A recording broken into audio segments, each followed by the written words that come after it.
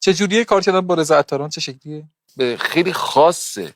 مثلا سر یه سینمایی بودیم چند وقت پیش، یه دعوا شد. یعنی این چاقو وقتی میرفت بالا میومد پایین، ما میگفتیم در وای این دو حد نفر. یعنی؟ آره اصلا خیلی چیز وحشتناکی شد.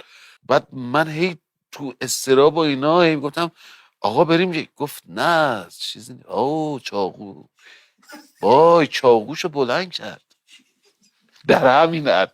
و اونجا احتمال داشت 2 نفر کشته شن.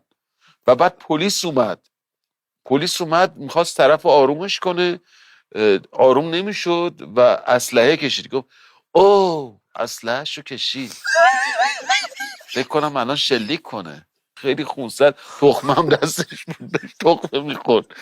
بعد حتی به منم گفت تخمه میخوری؟ گفتم نه آقا چرا. الان گفت خیلی وحشتناک.